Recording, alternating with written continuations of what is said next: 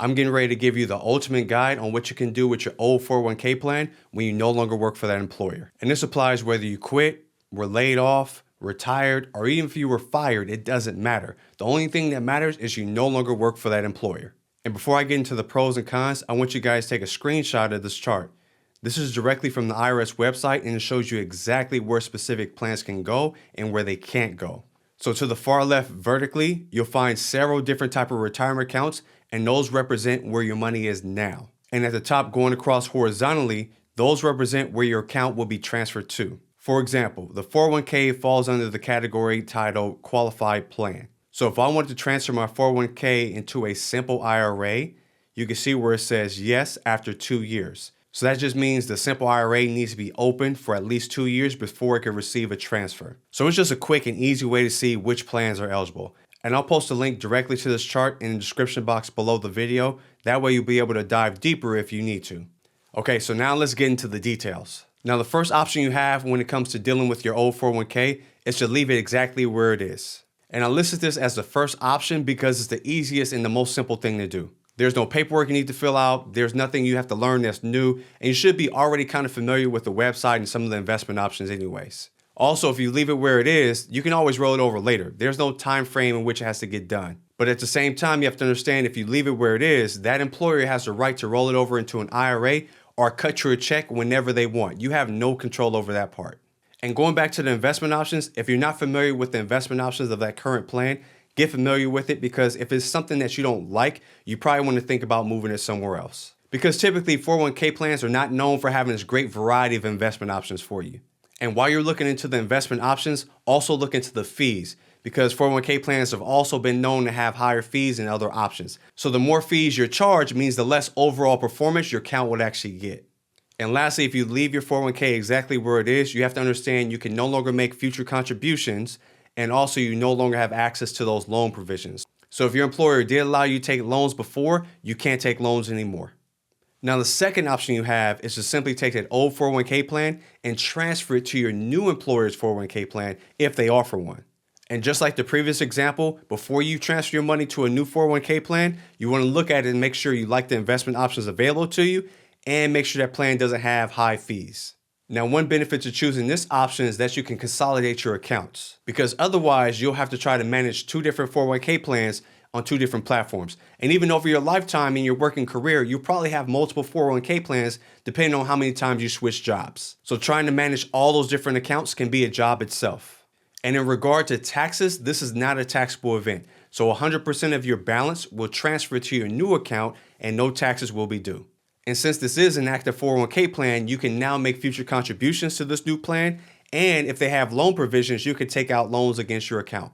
And also want to note that 401k plans have the highest level of bankruptcy and creditor protection in comparison to other retirement plans available to you. So if that's something that's important to you, you probably want to stick with a 401k plan. And when it comes to disadvantages, I would say one would be that you're now under the rules of a 401k plan once again when you didn't have to be. All that means is you have limited flexibility if you need to access some of your money. Now here's something about 401k plans that most people are not aware of. And this is definitely a strong benefit when it comes to transferring that money to your new employer. This is called the Rule of 55, separation from service. And this rule states that you're able to access the money in your 401k plan prior to the age of 59.5 years old without paying that additional 10% penalty. So that 59.5 rule gets thrown out the window. The actual wording the IRS uses is employee separates from service during or after the year employee reaches age 55. The important part you want to take away from that is that the separation must happen the year you turn age 55. So you don't have to be age 55, you can actually be 54. Here's what I mean. If it's January and you separate in January and you're age 54, but you happen to turn 55 in December, let's say December 31st of that same year, you actually qualify. So you can leave the year, the calendar year, you turn age 55. That's a huge deal, because that can literally make a difference of you accessing your money 6 months to a year earlier. And even though it's only a difference of maybe a few months or maybe a year at best, that's a huge deal for someone who's getting ready to retire, because somebody could literally be one bad email or one bad day at work from saying I'm done. And that can make a huge difference for someone when it comes to accessing their money early. So you must understand this applies to 401ks only, and not any 401k. It must be the current 401k plan that you're with. So one strategy you could probably consider is that if you are going to retire early and you have your money in a 401k, but you have money in other retirement plans outside, you can consider transferring those to the 401k so you can get that benefit of avoiding that 10% additional penalty. Now, you definitely want to speak to your administrator to see if they actually accept reverse rollovers from IRAs, but if it's coming from a 401k plan, it shouldn't be a problem at all. So now let's move on to option number 3. And this one is the most common out of all of them, and that's simply taking your 401k plan and rolling it over into an IRA. And IRA stands for Individual Retirement Account.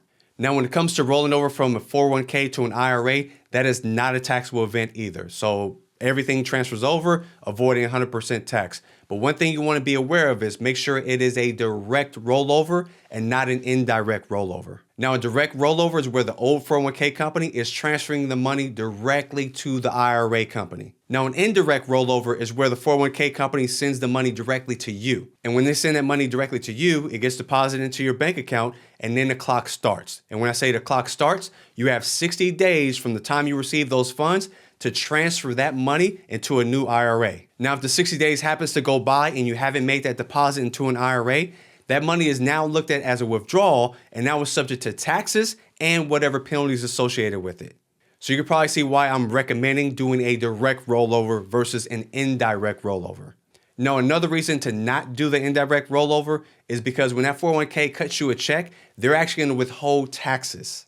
Now, that may not seem like a big deal, but what that means is since it's withholding money, when you transfer that money to an IRA, that IRA is not going to receive all the funds. So you'll probably have to make up the difference from other money that you have elsewhere to make up the difference so that the full amount gets transferred to the IRA. And of course, when you file your taxes, that withholding will be accounted for and you'll probably receive it back in the form of a refund. But you'll still have to front the money for the initial deposit to that IRA. Now, one of the most attractive benefits to transferring money to an IRA is now you have complete control over all your investments. You're not limited to any one strategy. So if you invest in index funds, ETFs, or even individual stocks, you can do so inside your IRA. Another benefit for transferring money to an IRA is that IRAs typically have less fees than 401k plans. And the smaller fee you pay, the more money stays in your account. Unfortunately, IRAs don't have the same loan provisions that are inside of a 401k plan. However, it is a lot easier to liquidate your IRA than it is to liquidate a 401k plan. Because when you have an IRA, you can literally hit a button and completely liquidate your account, and all the money will be sent directly to you. Of course, it's subject to taxes and penalties, but if something hits the fan and you needed to take all the money out, you could do it a lot easier inside of an IRA versus a 401k plan. And speaking of taxes and penalties, IRAs do not have the same Rule of 55 provision that a 401k plan has. But with an IRA, you can access your funds and avoid the additional 10% penalties for situations like first-time home buyers, education expenses, and a few others. There's actually an entire list that the IRS has, and I'll include the link to this chart as well in the description box below. So another type of IRA that you could roll your 401k plan into is called a Roth IRA. So when it comes to 401k plans and IRAs, those accounts are what's called tax deferred, meaning when you received a paycheck, that money went from your paycheck and went straight into that 401k plan. No taxes came out whatsoever. And then that money starts to accumulate and grow over time. And then once it's time to retire and take the money out, then you'll be paying tax on all of that money. So when it comes to a Roth IRA, it's the complete opposite. So the money comes from your paycheck, they take taxes out, and then what's left over is called after-tax money. That after-tax money is then deposited inside of a Roth IRA, and then that money starts to grow and accumulate.